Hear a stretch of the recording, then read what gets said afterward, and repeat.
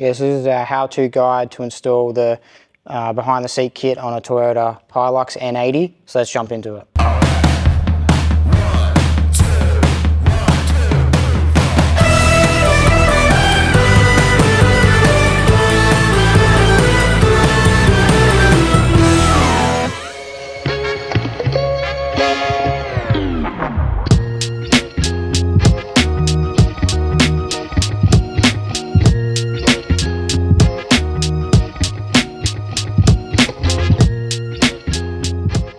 So this is our behind the seat kit. It comes in a different variants, so you can opt for different batteries, like either 100 or 200, as well as like the charger situation and shunt situation. So you can either have Red Arc or Victron with the charger and MBT, or same with the shunt.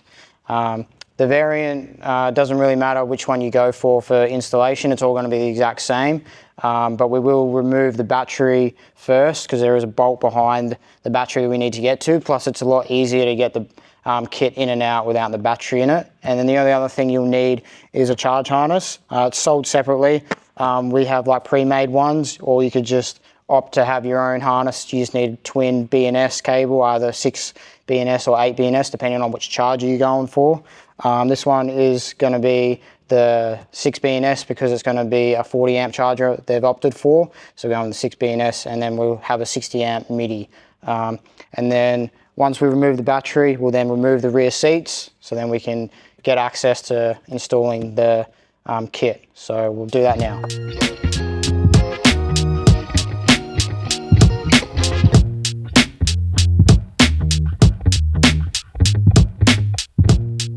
Alright, so we've got the back seat out. It's just 5 bolts holding it in, 2 on each side, and then just 1 in the middle here. And then there's also just a plug you need to disconnect as well. Normally there's a little cover over it as well, so you just pull that little cover off and then you can get to the plug and unplug it. There normally is carpet here, but the customer obviously didn't put it back in when they sound deadened the back wall. So generally, yeah, there's carpet here, and you'd have to normally make a little just cut in the carpet just on the edge of the bracket, like just so that the carpet would sit just behind it, so it'll look nice and clean. And then we're just going to use all factory mounting bolts to secure this. So we've got 2 at the top here, and then there's already a hole here. We just got to put a nutsert in there for the bottom, and we'll also remove the plugs here, the factory plugs, just underneath it. We just pull that off and move it to the side so the bracket can sit down nicely. So we'll put that nutsert in. We'll also take this cover off as well, so that it makes it a bit easier, because it will sit slightly under here because there's a bit of a lip here.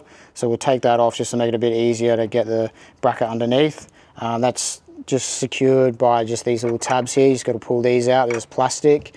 We'll also take off the child restraints just to make it easy to get this panel off. You probably can get away with not taking them off, but it's just 2 bolts, so we might as well just take it off and make it easier. So we'll pull this off, and then we can put the nutsert in and we can throw the bracket in.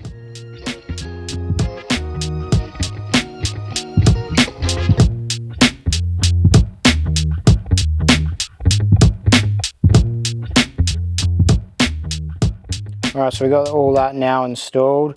Put the cover back on because, yeah, we don't need it off anymore, because we only have to pull the side one on that side off, and you can pull that off with this one still being on. So we're going to run our cable now. This is going to be our 6 BNS twin, just from the Eagan here, all the way to our start battery, and then with a 60 amp fuse on it. We don't have to worry about ignition triggering this BCDC, because there's only going to be 1 charger in the system, and it's a N80. You don't have to worry about it. If you had 2 chargers in the system, then you just ignition trigger this one as well. The blue cable is just in the ducting here, so if you did need to do that, then obviously you can just get to it there. We don't have to worry about it on this one. So we're just going to connect that up and run the cabling through, and then yeah, so we'll just run our cable from the Eagan through the firewall. Fortunately, we didn't get footage of that one because the camera died on us and we didn't realize. But it's not a massive deal because it is pretty self-explanatory. You just got to pull a couple of these panels off. So it's just this one here, and then just all the side ones all the way to the corner of the passenger front footwell where the grommet is to punch through to the engine bay to get to your start battery. We've just run it just along here and then up through the ducting and then to the Eagan here for the start feed. So we've got all that back together now. We just got to connect it on the battery and then we can put the seat back in as well, and then it's all good to go. As well as for the solar input cable, we just run that down here just to go underneath the little panel here under the seats, just so you can plug a solar blanket in, or if you've got hard mounted solar you can plug that into there, making it nice and easy. Yes, we've got our cable all connected to the back and run through the firewall, so we've just got to connect it to the battery now. Obviously positive going to the positive. We've got an inline fuse here, and then our negative is just going to go to the chassis.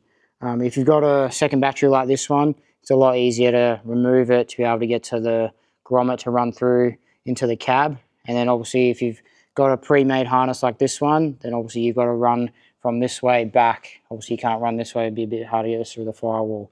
So we'll just connect that up, and then that'll be basically everything done on this. Yes, that's how we install our behind the seat kit on a N80. We've designed it in a way that it makes it very DIY friendly.